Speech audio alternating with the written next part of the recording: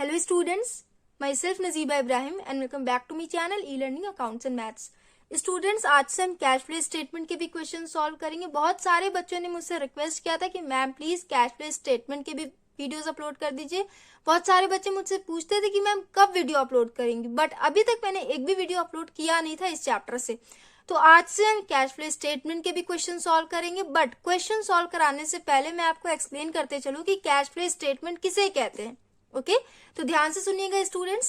Cash flow statement एक statement होता है जो ये शो करता है कि एक पर्टिकुलर पीरियड में कंपनी में कितना कैश आया एंड कितना कैश गया। उसे हम कैश इनफ्लो एंड आउटफ्लो कहते हैं। कुछ एग्जांपल्स के साथ मैं अभी आपको और अच्छे से एक्सप्लेन करूंगी cash inflow and cash outflow किसे कहते हैं। ओके यहाँ पे भी आप लोग पढ़ते चलिए। A cash flow statement is a statement showing inflows and outflows of cash during a particular period. एक पर्टिकुलर पीरियड में कंपनी में कितना कैश आया एंड कितना कैश गया, कैश फ्लो स्टेटमेंट से हमें यही पता चलता है। ओके समझ में आया आपको। अब देखिए कैश इनफ्लो एंड आउटफ्लो क्या होता है, उसके कुछ एग्जांपल्स आप लोग देख लीजिए।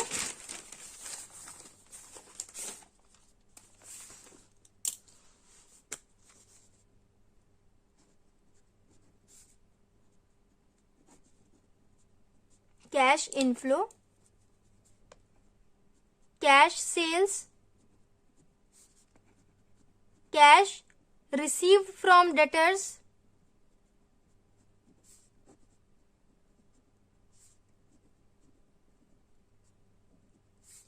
commission received,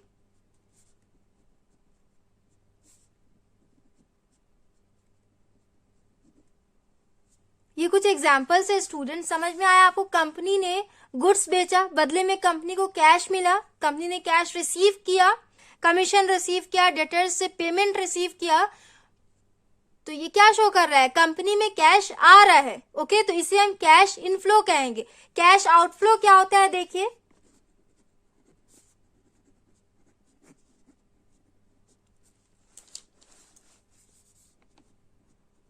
cash purchase, payment of salaries and wages,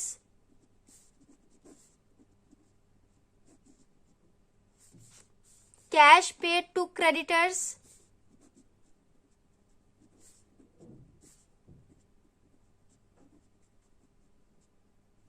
ये कुछ पॉइंट्स है कैश आउटफ्लो के।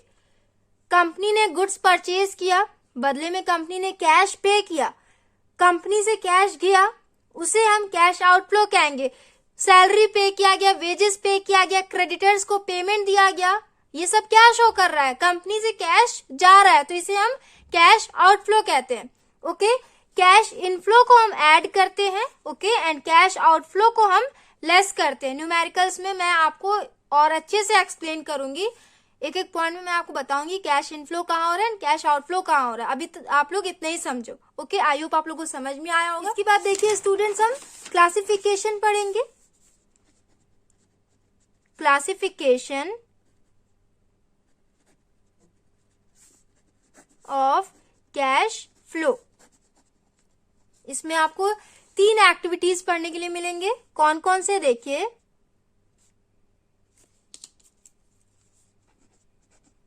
Operating activities,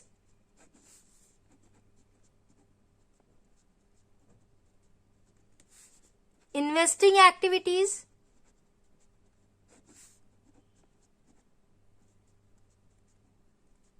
and financing activities.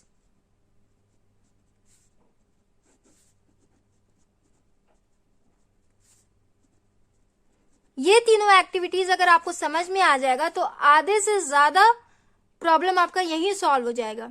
आधे से ज्यादा क्वेश्चंस का सॉल्यूशन आपको यहीं पे मिल जाएगा। Operating activity, investing activity and financing activity क्या होता है ये आप लोग के लिए जानना बहुत ही जरूरी है। तो मैं आपको बुक के पॉइंट्स एक्सप्लेन नहीं करूंगी, मैं अपनी लैंग्वेज में बहुत ही इजी तरीके से आपको समझाने की कोशिश करूंगी कि operating, investing and financing activities क्या होता है। बहुत ही इजी पॉइंट्स है ये।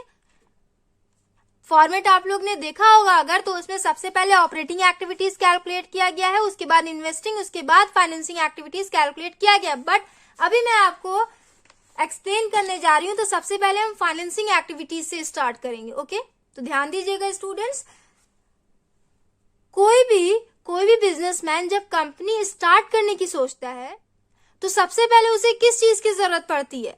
आप अगर किसी भी कंपनी को स्टार्ट करने की सोचोगे तो आपको सबसे पहले किस चीज की जरूरत पड़ेगी? कैश की जरूरत पड़ेगी ना। सबसे पहले कुछ पैसों की जरूरत पड़ेगी। तो ये कैश कहां से आता है? तो देखिए स्टूडेंट्स, ध्यान से देखिएगा, फाइनेंसिंग एक्टिविटीज। बिजनेस स्टार्ट करने के लिए आपको कैश की जरूरत पड़ेगी ना, तो वो कैश आप कहां से कलेक्ट करेंगे? तो देखिए, इश्यू ऑफ शेयर के बारे में आपने पढ़ा है ना। Issue of shares, company shares issue करती है तो वहां से कुछ पैसे मिल जाते हैं। डिबेंचर्स इश्यू करती है तो वहां से कुछ पैसे मिल जाते हैं, और बैंक से लोन ले लेती है, पैसों का इंतजाम यहां से हो जाता है। समझ में आया? तो फाइनेंसिंग एक्टिविटीज किसे कहते हैं? कोई भी सोर्स जिनसे कैश कलेक्ट कर रहे हैं हम, उन सारी एक्टिविटीज को हम फाइनेंसिंग एक्टिविटीज कहते हैं। For example, issue of shares, debentures and bank loan, इन सब से रिलेटेड जो भी एक्टिविटीज होंगी उन्हें हम फाइनेंसिंग एक्टिविटीज कहेंगे। अभी आप इतना समझो, आगे मैं न्यूमेरिकल जब कराऊंगी तब आपको और अच्छे से एक्सप्लेन कर दूंगी कि फाइनेंसिंग एक्टिविटीज होता क्या है। ओके, शॉर्ट में मैं समझा रही हूँ, बुक की लैंग्वेज में आपको एक्सप्लेन नहीं कर रही हूँ। ओके, बिजनेस स्टार्ट करने के लिए आपको कैश की जरूरत पड़ती है ना, तो सबसे पहले हमें कैश की जरूरत पड़ेगी, तो हम शेयर्स इश्यू करेंगे, डिबेंचर्स इश्यू करेंगे, बैंक से लोन ले लेंगे। कैश हमारे पास आया, हमने कैश कलेक्ट कर लिया। ओके, अब हमारा नेक्स्ट स्टेप क्या होगा? तो हमें जिस भी चीज का बिजनेस करना है उसके लिए हमें लैंड चाहिए, बिल्डिंग चाहिए ना। तो सबसे पहले जो हमने कैश कलेक्ट किया है उस कैश से हम लैंड परचेज करेंगे। लैंड फिक्स्ड एसेट होता है, तो फिक्स्ड एसेट हम परचेज करेंगे, उस लैंड पे हम बिल्डिंग बनाएंगे जिसमें हमें प्रोडक्शन करना है। बिल्डिंग बना लिया हमने, तो देखिए स्टूडेंट्स, इस प्रोसेस को क्या कहते हैं?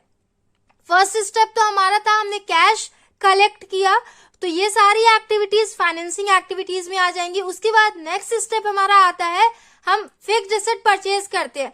अब कैश हमने कलेक्ट कर लिया, उसके बाद हमें बिजनेस रन करने के लिए नेक्स्ट हमारा स्टेप क्या होगा? हमारा नेक्स्ट स्टेप ये होगा कि हम लैंड लेंगे, उस पर हम अपना बिल्डिंग बनाएंगे, उसमें हम प्लांट एंड मशीनरी इंस्टॉल करेंगे, उसके बाद मैन्युफैक्चरिंग स्टार्ट होगा ना। तो नेक्स्ट स्टेप हमारा क्या हुआ? हम फिक्स्ड एसेट पहले परचेज करेंगे। तो देखिए, इन्वेस्टिंग एक्टिविटीज क्या होता है?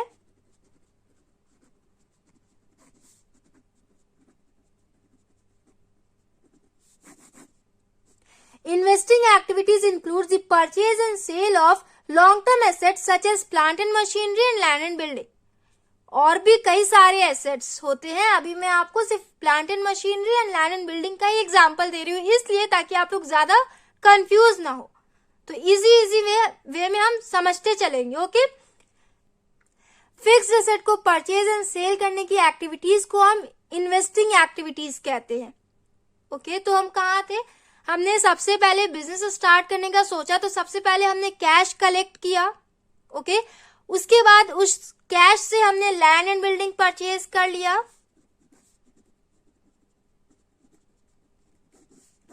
प्लांट एंड मशीनरी हमने ले लिया,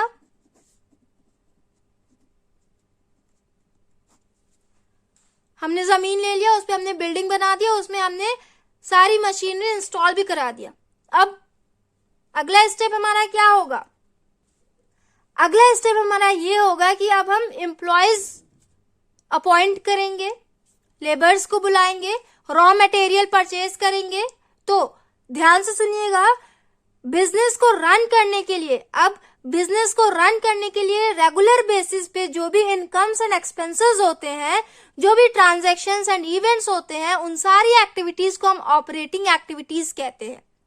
एम्प्लॉयज आएंगे, उनको वेजेस एंड सैलरीज पे करना पड़ेगा, रॉ मटेरियल खरीदना पड़ेगा, तो ये सारे इनकम्स एंड एक्सपेंसेस, इन्हें हम ऑपरेटिंग एक्टिविटीज कहते हैं। ओके, समझ में आया आपको?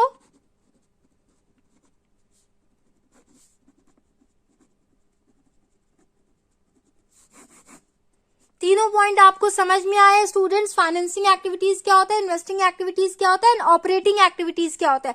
ऑपरेटिंग एक्टिविटीज का एग्जांपल हो जाएगा सैलरी एंड वेजेस,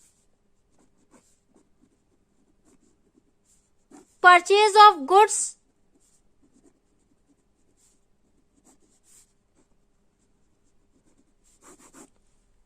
ये सारे एग्जांपल्स हो जाएंगे ऑपरेटिंग एक्टिविटीज के। ओके, अब कुछ इंपॉर्टेंट पॉइंट्स हैं, उन्हें भी हम देख लेते हैं। देखिए, मैंने आपको बताया इशू ऑफ शेयर्स, ये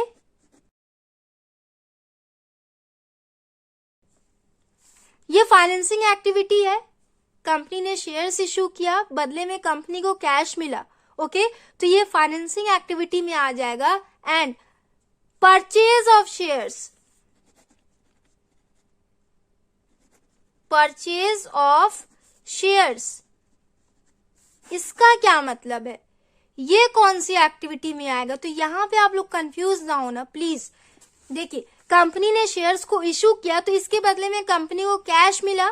ओके, तो ये फाइनेंसिंग एक्टिविटी में आ जाएगा। बट जब कंपनी ने शेयर्स को परचेज किया तो यहां पे इसका मतलब ये है कंपनी ने किसी और कंपनी में पैसा लगाया, तो ये इन्वेस्टिंग में आ जाएगा। ओके, शेयर्स फिक्स्ड एसेट में आ जाएगा। कंपनी एसेट परचेज कर रही है, तो इन्वेस्टिंग एक्टिविटी में हमने क्या पढ़ा है, जब कंपनी फिक्स्ड एसेट को परचेज करती है और सेल करती है, ये सारी एक्टिविटीज इन्वेस्टिंग एक्टिविटीज में आती हैं।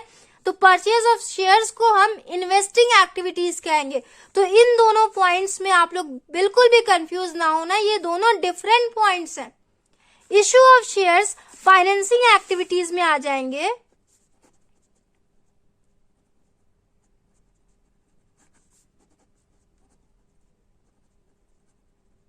और purchase of shares investing activities में आ जाएंगी। ओके,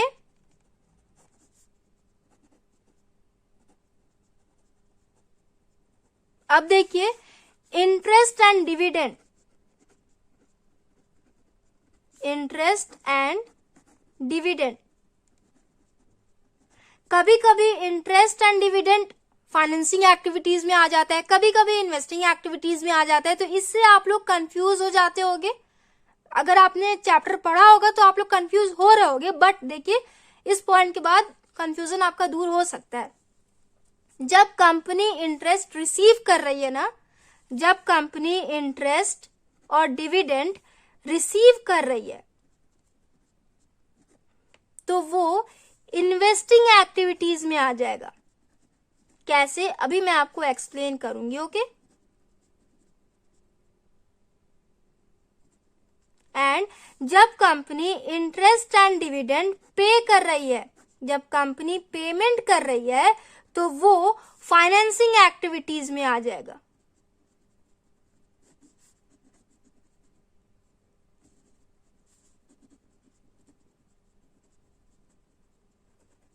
कैसे, अब ध्यान से सुनिएगा। कंपनी ने शेयर्स इशू किया तो कंपनी अपने शेयर होल्डर्स को डिविडेंड देगी। डिबेंचर इशू किया कंपनी ने तो डिबेंचर होल्डर्स को इंटरेस्ट पे करेगी। तो शेयर और डिबेंचर इशू करने को हम फाइनेंसिंग एक्टिविटी कहते हैं ना।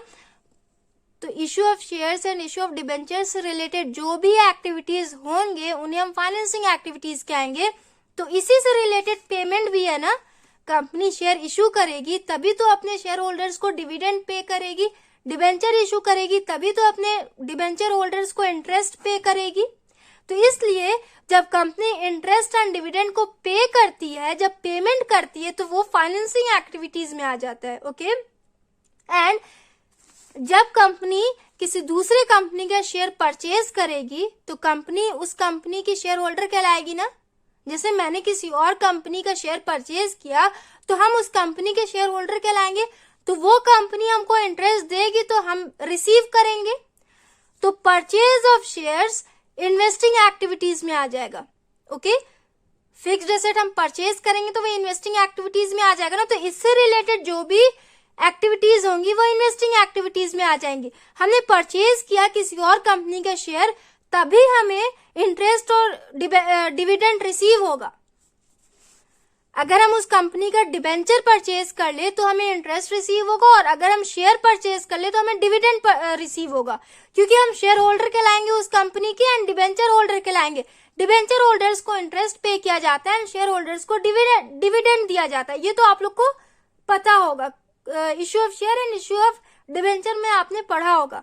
तो मेरे कहने का मतलब ये है कि अगर आपको इंटरेस्ट रिसीव हुआ तो वो इन्वेस्टिंग एक्टिविटी कहलाएगा, और अगर इंटरेस्ट पे किया गया तो वो फाइनेंसिंग कहलाएगा। कैसे, मैंने इस वीडियो में एक्सप्लेन कर दिया है। आई होप आप लोग को समझ में आया होगा। और देख लीजिए, ये इजी पॉइंट है, कहीं कहीं आपको मिलेगा purchase of goods, purchase and sales of goods, okay. And कहीं कहीं आपको मिलेगा purchase and sales of fixed asset.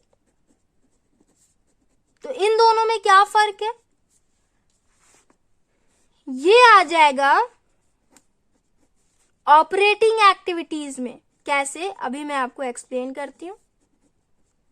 बहुत सारे बच्चों को समझ में भी आ रहा होगा क्यों आएगा। और ये आ जाएगा किसमें, इन्वेस्टिंग एक्टिविटीज में।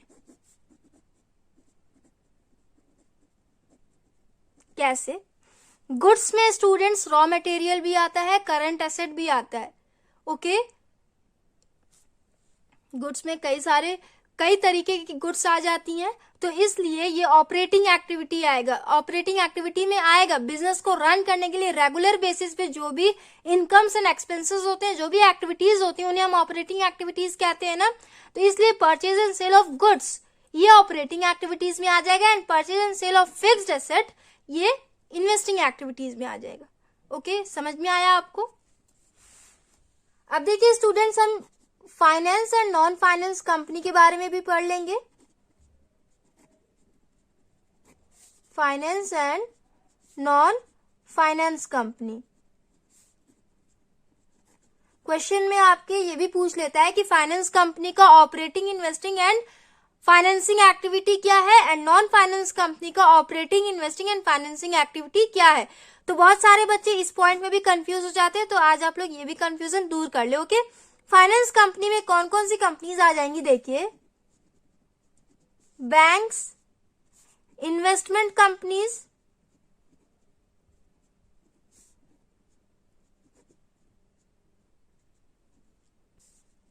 And mutual funds are finance companies.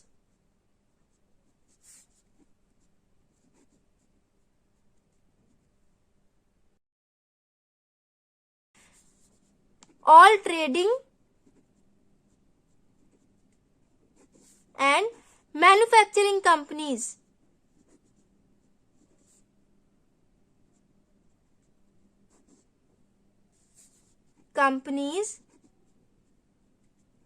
are non-finance company.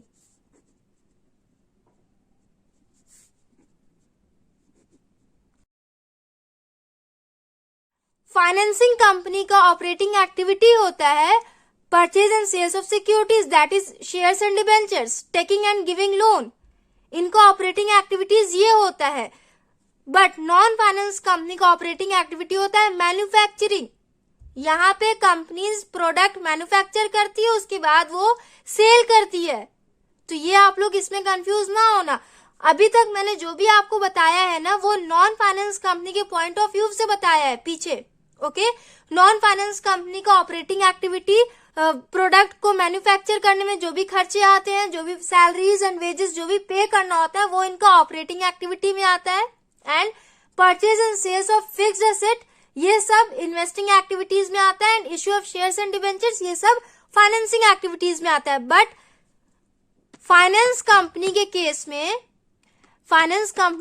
में sale and purchase of fixed asset, sale and purchase of shares and debentures ये सब इनका ऑपरेटिंग एक्टिविटी में आता है। रियल एस्टेट एंटरप्राइजेस भी एक तरीके की कंपनी होती है, तो इनका ऑपरेटिंग एक्टिविटी क्या हो जाएगा, इनका operating activity purchase and sales of land हो जाएगा, ओके। मान लेते हैं कंप्यूटर मैन्युफैक्चरिंग कंपनी है, एक कंपनी है जहां कंप्यूटर मैन्युफैक्चर हो रहा है, तो इनका ऑपरेटिंग एक्टिविटी क्या हो जाएगा? इनका ऑपरेटिंग एक्टिविटी होगा कंप्यूटर को मैन्युफैक्चर करना और उनको सेल करना। ओके, मेन पर्पस इनके कंपनी का क्या है कि कंप्यूटर बनाए उसको बेचे। ओके, तो ये सारे पॉइंट्स है। इंश्योरेंस कंपनी का ऑपरेटिंग एक्टिविटी क्या हो जाएगा? Receipt of premium and payment of claim, claim का पेमेंट करना एंड प्रीमियम को रिसीव करना, ये इनका ऑपरेटिंग एक्टिविटी हो जाएगा इंश्योरेंस कंपनी का।